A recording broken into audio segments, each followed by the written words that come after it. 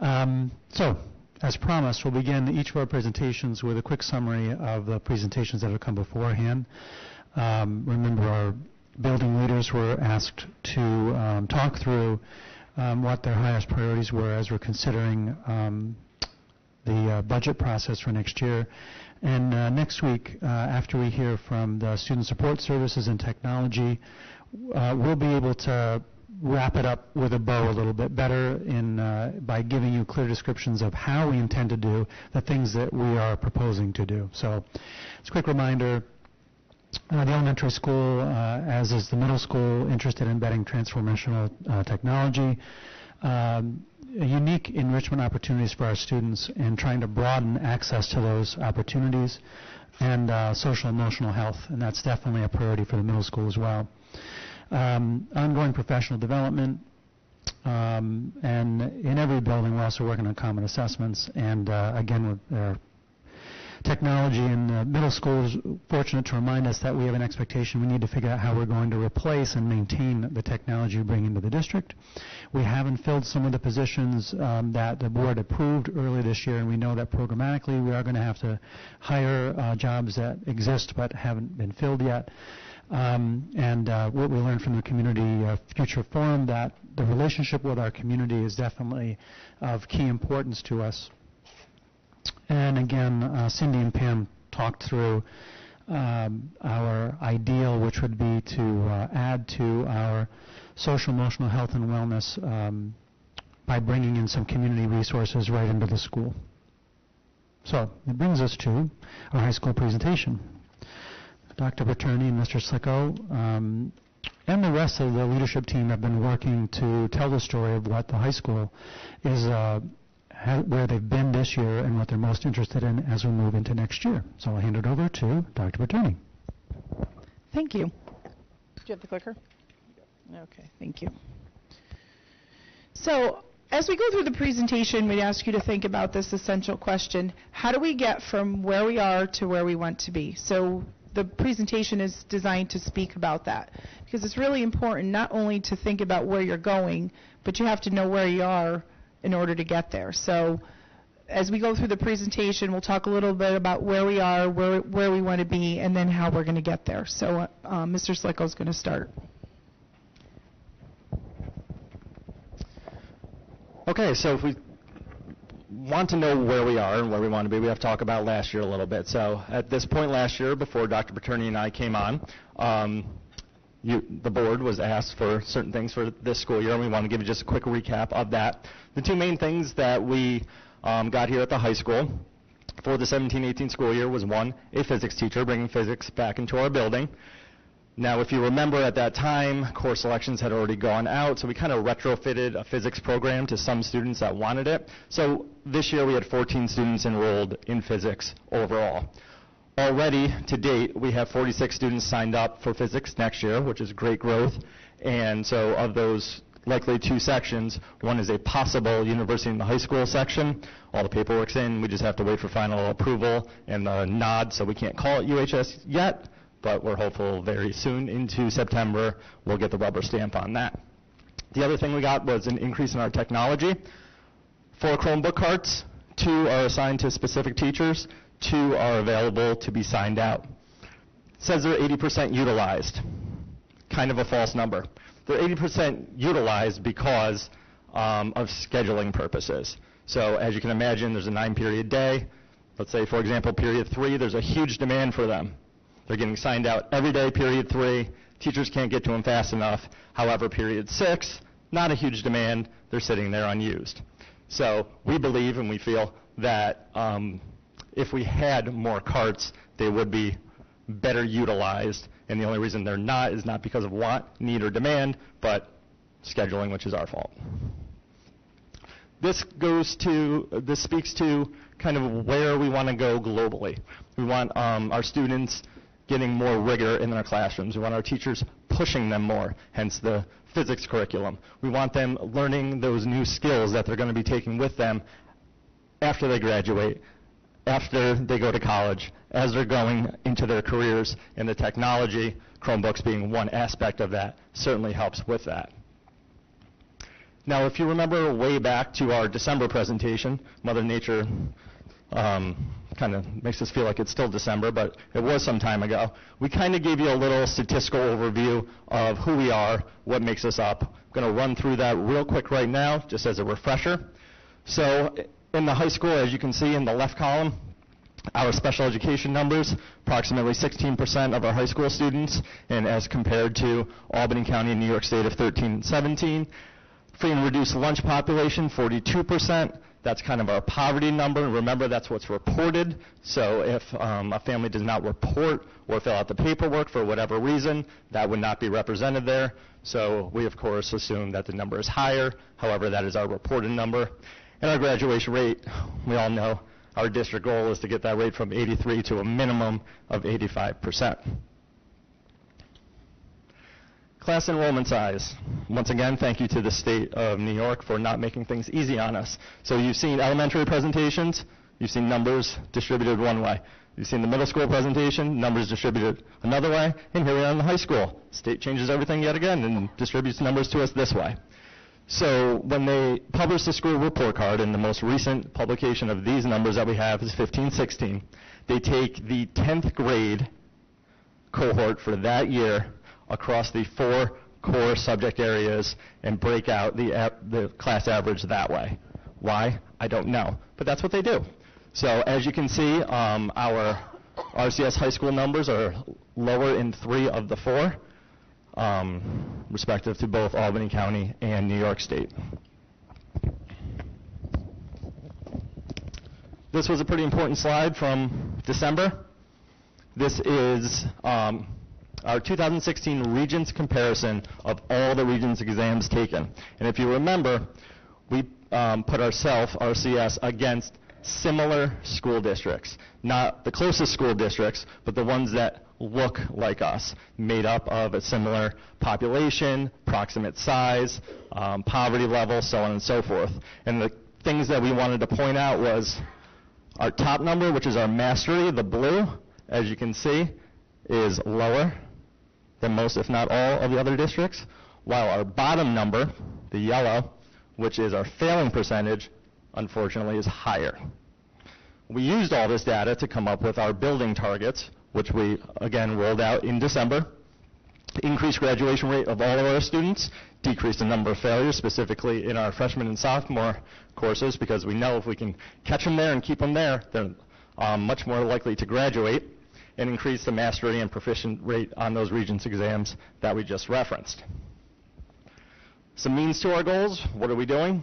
We increased awareness and effects of poverty and trauma this year. Now remember, trauma is just a response to a stimulus. Your trauma is different than my trauma, is different than the students who walk in. The way we respond to things that happen in our lives, it's not equal, it's not the same, it's not right, it's not wrong, but it has to be taken into account. We're always implementing effective teaching strategies. We model at our faculty meetings with our professional development. We go around and we give out golden tickets when we see our teachers using them. So we're definitely pushing that. And improving school climate. We are one community. We are all responsible for each other. And we try to promote that here at RCS. So last week, in our results first meeting with Les Loomis, we looked at all of our data. We looked at our quarter 1 data, quarter 2 data, midterm data, half-year course, passing and failure rates, and it was extremely clear, and Les is very good at showing you what the data shows, what we're doing isn't working, unfortunately. The hard work that we're putting in, we're not seeing the payoff, we're not seeing the student achievement that we hoped to and that we should. Henry Ford kind of summed it up for us. If you always do what you've always done, you'll always get what you've always got. It's time for a change. And now Dr. Paternity is going to talk about that change a little bit.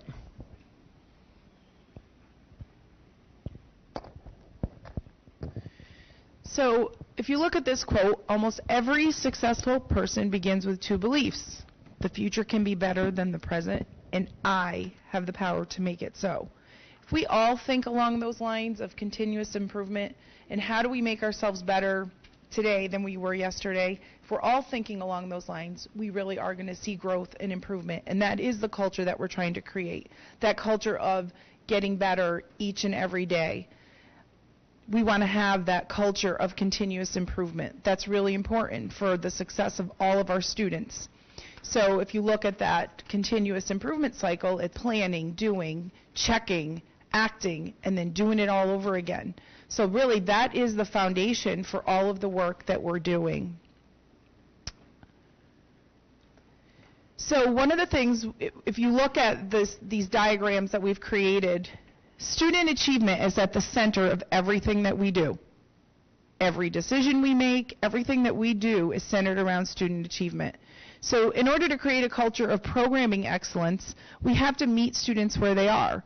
Kind of tying back to what Mr. Slicko said about students are coming to school, some have had traumatic experiences.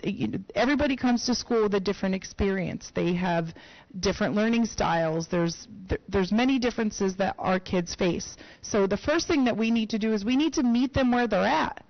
And then we have to have high standards for them, and we have to give them the supports and the services that they need to get them where we want them to be. That might be providing an alternative education program.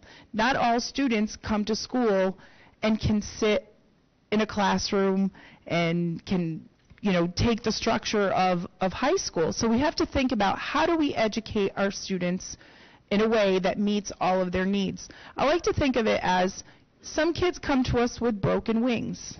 We need to mend those wings for them, heal them, so that they can fly just as high as the students who come without the broken wings.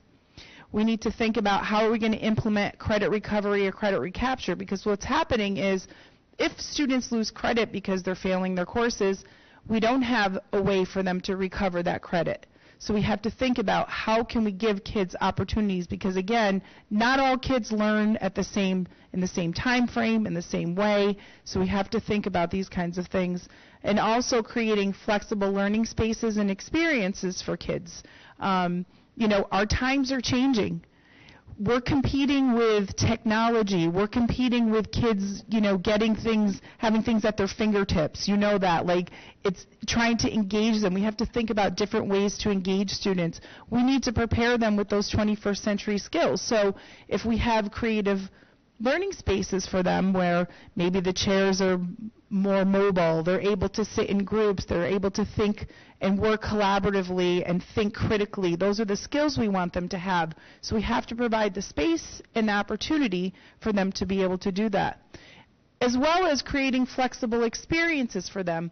So as we were going through some of our numbers for next year and we're doing our programming, our counselors have done a really good job of encouraging kids and exposing them to their career and tech education, because we know that not all kids are going to go to college, and how do we prepare them for college and career readiness? So we have about 20 to 25 more students than we have spaces at CTE.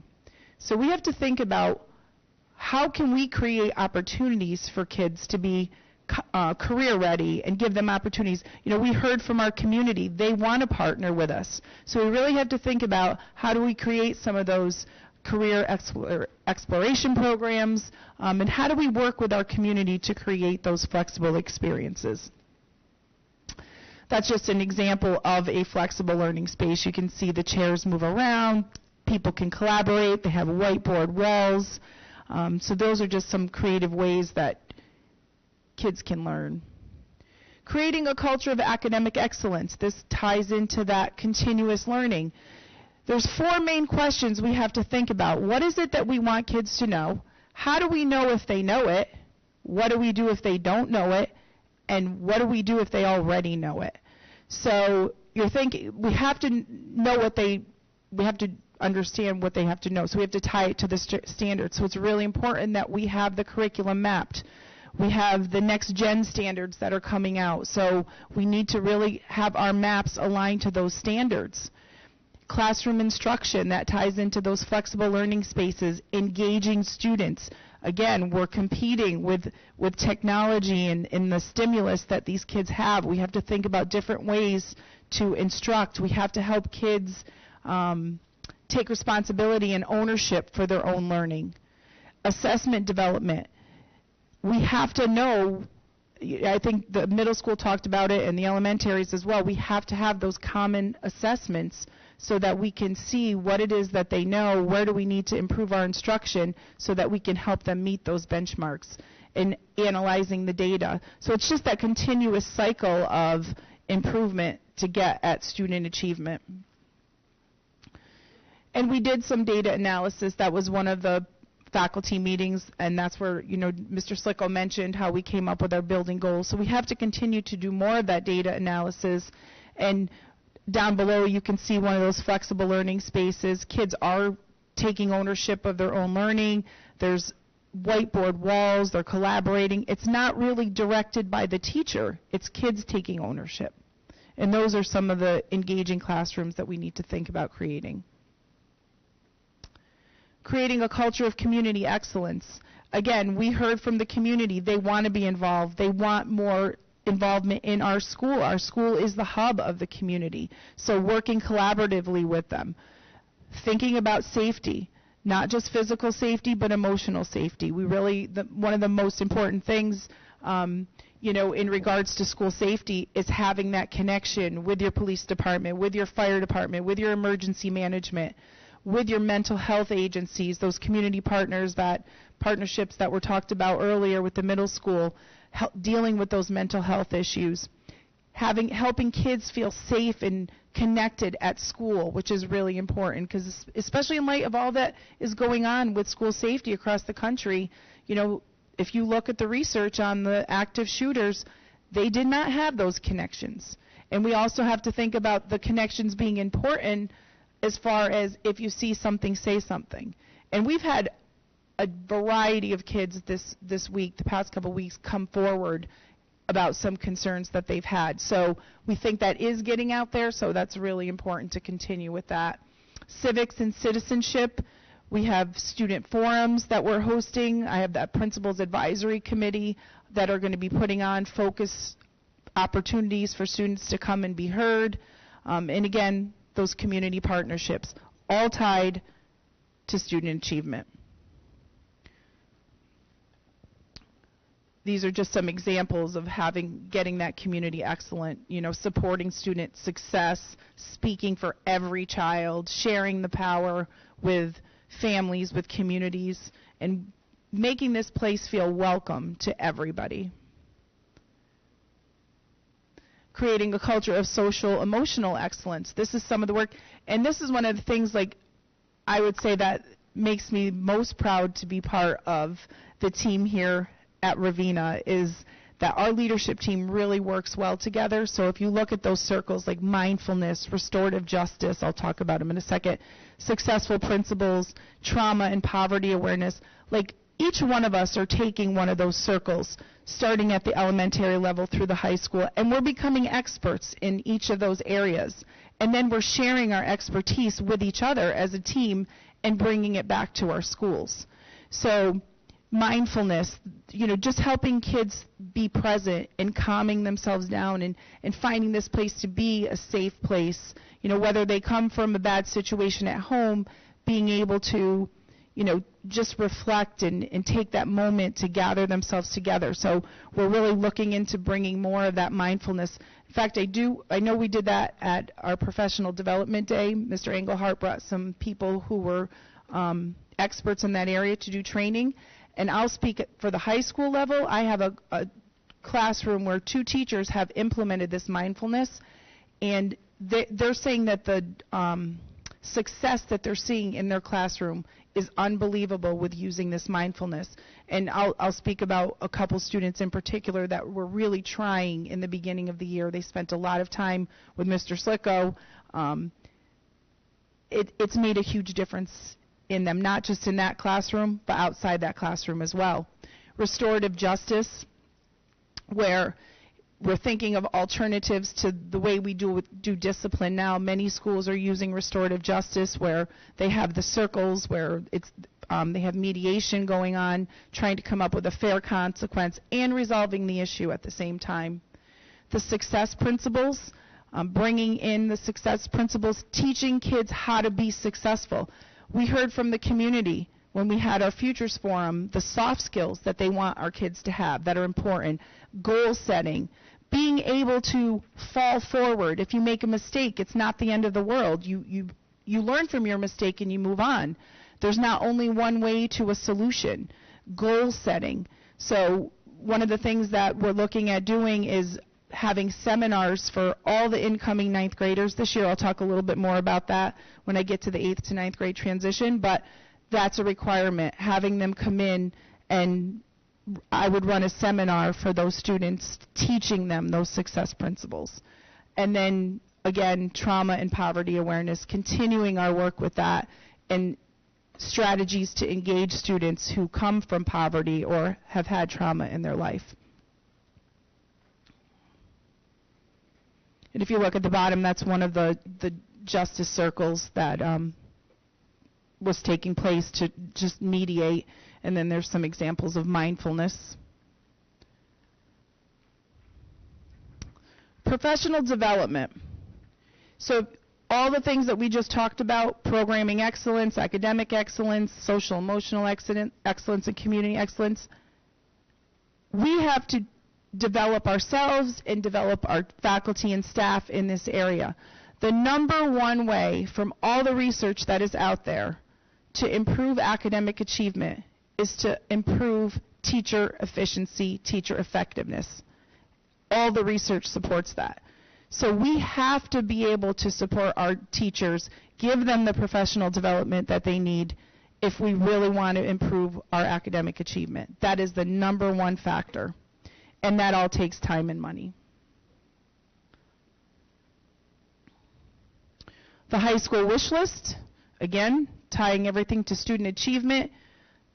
Alternative education, that's really important to give kids opportunities, meeting them where they're at. We are doing some visitations. Mr. Slicko's taking a team tomorrow to visit a school, and I'm taking a team next week just to look at some different ways that people are delivering some alternative services. Summer school, some form of summer school. It may not be a full-blown summer school, but we really need to have some way, again, for kids to make up those credits. If they lose credits in 9th or 10th grade, it's really hard for them to get caught up, and that definitely affects our graduation rate. Technology, just again, continuing to build that in each year, training our teachers, professional development with them. How do we bring technology in that's going to improve our craft, improve what we do, not just bring it in to bring it in, but how do we improve our instruction and have kids use it to get better and better and to be prepared for college and career readiness. Flexible learning spaces, how can we take some of the stuff that we have and each year maybe do some replacement and bring in some, some equipment or furniture that really allows kids to collaborate more and really, again, tying that into technology as well. 8th to 9th grade transition, that's really important because if you lose a student in 9th grade, they have a 50% chance of dropping out. So we really have to think about, coming from the middle school to the high school, how do we bridge that? So one of the things that we talked about is even this year for the summer, expanding, not just bringing parents in one night before, school starts, but actually having kids have to come at least one day in the summertime to, take that seminar. And Mr. Latter, you were in that group with us during the focus forum that there was a student that she said that they're asking, kids want to have those seminars and want to have those forums. So that's something we're really taking into consideration and implementing with, at least with the 9th graders, and then throughout the year next year offering some seminars on those success principles. And then going back to the credit recapture and credit recovery, we've got to have a way for kids to recover the credit and recapture the credit. Questions? How many Chromebooks are there in the high school right now? How many Chromebooks? So we have 2 carts of Chromebooks. And Joe, do you know the exact numbers?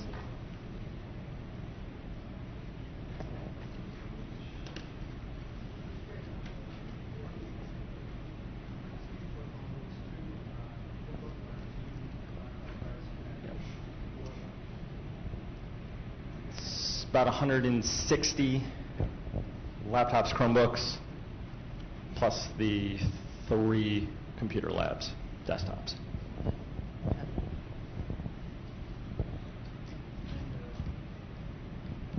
If you remember from last year, one of our strategies was to,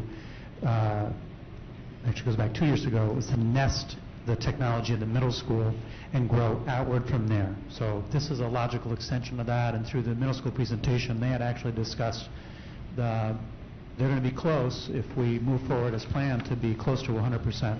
So that means that every student in the building can have access to a device while they're in any class, which is a huge step for us. That's kind of where I was going with that. So if you have that objective for middle school, what's going to happen when they transition to the high school? That's why we're increasing that. Okay. You think that we'll be able to catch that up by the time they transition? Sorry, we misspoke. In addition to the ones that Joe had actually mentioned, we actually have 3 or 4 classrooms that have dedicated Chromebook carts in them right now. So that raises the number by another 120. So the idea is to continue our deployment of Chromebook pilot. So that means that we had teachers apply, and those that showed the energy, excitement, the wherewithal, and the willingness to participate in professional development and collaborative effort, we're going to expand that to another 3 or 4 staff members, plus more available to all staff. But we'll talk about that more in our technology presentation next week. I'm just hearing more and more schools where there's one for each student as opposed to the teacher or the classroom. So, I'm assuming this. We'll talk about this, I guess, more technology. We're still behind with getting Wi-Fi in the entire building to support more computers, correct? I mean, is that... This is good. Bill will know all the questions he has to answer next time. So as part of our Smart Schools Bond Act first phase request, which now has been in for 30 weeks, longer than that, there's a backup of almost a year on approval from that at the state level, because they're only meeting with those committees every once in a while. The first phase of our Smart Schools Bond Act money will be spent to increase and improve the infrastructure. We are hoping and hedging our bet that, because the instant that approval comes, we can purchase and we can install. And in the first year, we have to make the investment. It's one of those reimbursable aids, so we invest with some of our existing monies. So really, we can do it as soon as we get approval, but if we do it beforehand, they won't reimburse us. I'm not going to give them. So another question I have is, how do we go from 14 students in physics to 46? Again, when the board approved the budget and we got the physics teacher last year, it was after course selections were already done. So we kind of went back to students and said, okay, you've already made your choices, but now we have physics. Who wants in? And it was a give and take with students at that point. This year, obviously, having it already in place, it's been part of the conversation from day one to roll that out as one of our programs, so on and so forth. So the kids knew about it coming in, September 1st, and we were able to promote it a lot more. Couldn't do it last year, didn't know if it was coming or not. So it seems like we're going to have interest from the students to take that class or those classes? 46 already signed up. Okay. Those are numbers based on the course requests as they met with their counselors and were deciding what courses they want to take for next year. One of the other things, this is 2016 Regents exams. When do we get 2017? Like next year, maybe? Is that how it Hopefully. Pretty much. State of New York. Yeah, they don't put those numbers out and make them available. And if we were going to we have access to our own, but we don't have access to all the other districts, and as we were doing that comparative analysis, that's why we had to use those numbers. So the other last question I have is, we have a lot of things that it seems like kids are asking for, parents are asking for, the community's asking for. Besides the forum that we did, where are we getting all of this information from? Or how are we gathering this information of what students want, what parents want? Where do we get that from? As far as? Like you're saying, we want an all-ed program, or we want a different learning center, or, how do we get that information? Is this just what you guys are picking up on, or is this what students are telling you? We're using our expertise in the research to say, okay, well, what we're doing is not working. What are some other school districts doing? When we're talking about, you hear some of the things that the parents wanted. So those are some of the forum. So those are some of the soft skills that we said we're trying to incorporate in, because that we really heard loud and clear. We heard that the community wants to partner with us. When we're looking at our data, when we're looking at our numbers of how many students want CTE programs, and we only have X number of spots for them, so we're saying, well, maybe if we create a CEIP program or a way for students to go out and work out in the community and tie that into what we do. So that's where we're getting some of that data from, but others are we're saying we need to do something differently. If we're trying to raise our graduation rate and we don't have a way for kids to recover or recapture credit, that's on us to decide, to say, as the experts in this field, and working with our colleagues, what are some things that other schools are doing?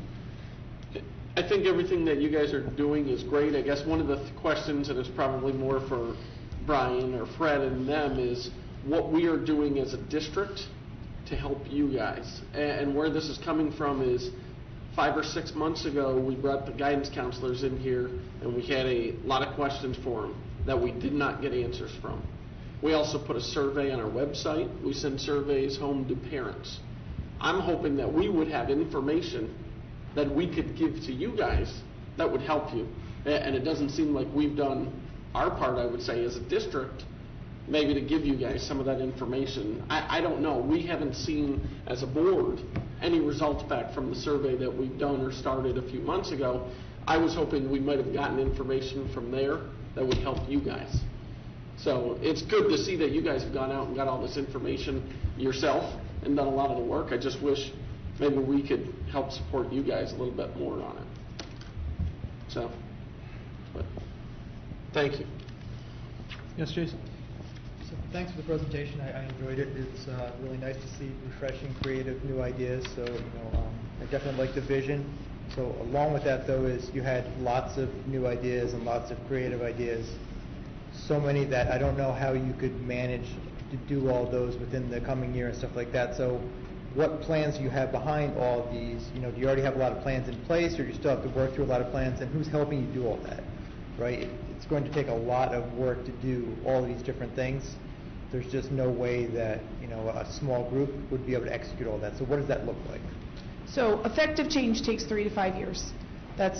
We know that, but you have to have a vision. You have to kind of know where you want, again, where are we, where do we want to be. So our building leadership team, we do have some subcommittees on our building leadership team. So one of the subcommittees is alt ed, one is 8th to 9th grade transition, one is credit recovery, and the other is looking at some of the policies and things that we're doing. So we're hoping to, bring those committees. As I said, we're each bringing some teams to look at things. We know we're not going to be able to have an ultimate alt-ed program for September. There's no way that we're going to be able to do that. But what can we do for September? Is there a way that we can take the credit recovery program and look at, like, we're going to Schenectady and to Shen. Those are the 2 places we're visiting where they have it's a quasi-alternative program. That is something that we may be able to get off the ground for September. But if we're looking at a true alternative program, that's going to take some work, and we can't just roll it out because it's not going to be successful. When you build something, you want to build it to last. And if we just roll something out, that's not going to work. So these are just some of the ideas. Now, the success principles, that's something that we can do. We work over the summertime. It's a great way for us to connect with the incoming 9th graders. I'm getting trained in the success principles. I don't know if Dr. Bailey told the board yet or not, but I was given a scholarship to this training on success principles. It's through Jack Canfield. Only 50 people get accepted into the program, and it really does help improve skills. So I'm really excited about that. So I will be a nationally certified trainer when I'm done. So I will be able to bring that back to our district And I wanted to start with those ninth graders and train those ninth graders. And it gives us the opportunity to get to know those kids as they're coming into our building. So that is something that we can pull off, over the summertime. Trying to think of what are some of the other things that... Summer school, definitely something that we can take baby steps with. Maybe we identify the 2 or 3 courses with the highest population of failures, and that's what we focus on this summer. And then we take the year to explore other neighboring districts we can partner with. How is the BOCES program looking? How far away is it? Transportation and things like that. But to say that we have to have the complete picture in place, which is where I think we get stuck a lot. We can't do it all. We can't get to where we want to be, so let's just keep researching. We have to start rolling things out now because our kids need it now. So some of these things, like Dr. Paternity said, over the summer, absolutely, technology is already going. We can kind of spin that a little bit as we go. Flexible learning spaces, we have all this construction going here. Maybe we need to look at some of the plans that are already in place and just modify them slightly. So it's not, we're building another wing, but it's, hey, we already have this going on.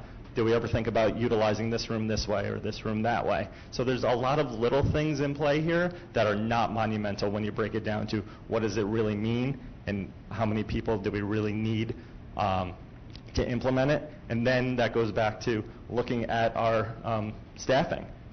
And that's going to be coming out probably in the next presentation. And how do we better utilize what we already have at our disposal in addition to... How do we reallocate what we have? So as we're looking at our FTEs, we're looking at our resources, how do we take what we have and reallocate it? So we have to look at that as well. So yeah, it's a lot of work.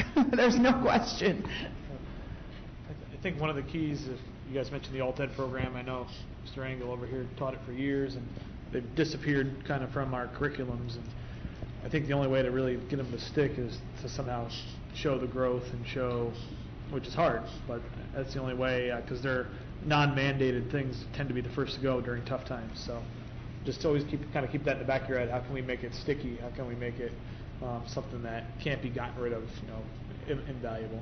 Yeah, and I worked in an alternative program for 11 years. I was the administrator for that program, and one of the things we always would say is it's really difficult to measure what we prevent. Yep, and there were 17 students that graduated each year that probably would not have graduated if we didn't have that program. So, but I think you're right. You have to, it's one of those things that you constantly have to advocate for, because you have to kind of change the mentality of what's fair is not always equal. That's a great line. I use it all the time. I appreciate your honesty about the results that you're seeing from the first 2 marking periods and the half year. Where does that leave you at this point in time? Are you going to just continue with the path you're on, hoping that it will gain some legs, or are there some things that you're putting in place to recalculate now? So again, our teachers, they're aware of which students are on the we have an at-risk list for some students that we're looking at the graduation rate right now. So there have been some teachers that are mentoring kids, but really we're starting we've been working on it. So we didn't want to wait until the spring to say, okay, well, so-and-so is failing, what are we going to do to get them across the stage? Like, we've been working, we've been on the phone with parents, we've been meeting with kids. So we have been doing that full course press probably since after the first quarter.